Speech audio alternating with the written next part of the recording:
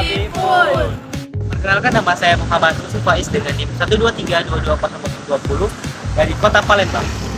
Halo, nama gue Ismail Karim dengan NIM 1232250 asal dari Jakarta. Halo, perkenalkan nama saya Rafa Mokadua dengan NIM 1232209 dari Provinsi Lampung. Dengan NIM 1230017 asal dari Piksel. Hai semua, perkenalkan nama saya Mutiara Indra Lestari dengan NIM 123220044. Saya berasal dari Mesir Barat. Halo semua, kenalin aku Prisya Rita Guting dengan NIM 123220019 dari Sumatera Utara.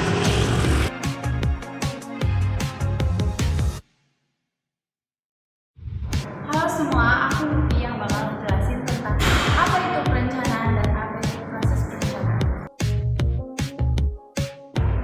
Perencanaan adalah sebuah proses kegiatan untuk mencapai suatu tujuan secara efisien dan efektif.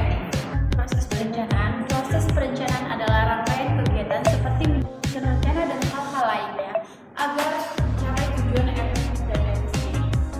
Siap saya, kali ini kita tentang sedikit perkembangan sejarah ilmu perencanaan kota yang ada di Indonesia. Jadi, ilmu perencanaan kota di Indonesia itu sudah seperti era modern dan yang Jepang. Tetapi dulu, Belanda fokus dengan kota-kota besar seperti Batavia dan Surabaya, lalu Jepang yang hanya fokus dengan komiliterannya. Disitulah yang membuat mempengaruhi rancangan tata ruang mereka. Barulah pas kemerdekaan, Indonesia memiliki kota-kota penerbangan dengan negara yang fokusnya ke hal apa? Yang fokusnya adalah Nah, singkat ceritanya, pada tahun 1970, program studi perencanaan pembangunan itu didirikan di salah satu kampus yang ada di Indonesia, di Bandung atau biasa dengan ITB. Dari situlah cikal bakal atau dibentuknya program studi perencanaan wilayah dan kota di perguruan yang ada di Indonesia. Seiring berjalannya waktu, ilmu perencanaan wilayah kota itu berkembang pesat dan program studi ilmu perencanaan wilayah dan kota itu sudah hadir di berbagai kampus yang ada di Indonesia. PNS memiliki hasil profesi dan peran keprofesian yang mencakup banyak hal. Apa sih yang PNS lakukan?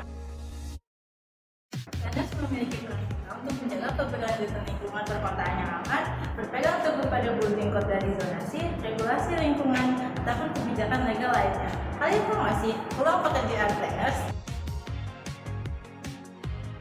Peluang pekerjaan PNS diantara lain dari instansi pemerintah, lembaga swadaya masyarakat, sektor swasta, dan di luar lingkungan perencanaan wilayah dan kota seperti di bank ataupun lembaga keuangan lainnya. Dan ada pun beberapa profesi terkait PNS, diantaranya surveyor, peneliti, badan sensus, wirausaha, dan pengelola lingkungan, dan lain sebagainya. Ada perbedaan antara ruang lingkup wilayah dan kota, karena di PWK ini kita membahas dua bagian, yaitu wilayah dan kota. Kalau wilayah sendiri adalah suatu hal yang mencakup lebih luas dalam hal geografis maupun aspeknya. Kalau dalam cakupan geografis, wilayah mencakup seperti provinsi ataupun negara secara keseluruhan, di mana fokusnya dia bisa konservasi sumber daya alam ataupun infrastruktur, pariwisata, atau hal-hal lain yang mempengaruhi area yang lebih luas. Sedangkan kota adalah suatu hal yang liputannya lebih kecil dan spesifik, di mana seperti kota ataupun kabupaten atau sedikit meluas adalah kota metropolitan, di mana fokusnya dia lebih kepada perumahan, fasilitas umum ataupun transportasi publik di kota tersebut.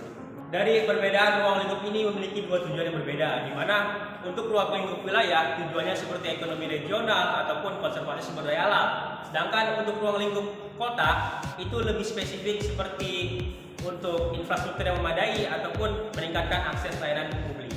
Oke, substansi dasar perencanaan wilayah dan kota terbagi atas dua aspek. Yang pertama perencanaan wilayah, yang kedua adalah perencanaan kota.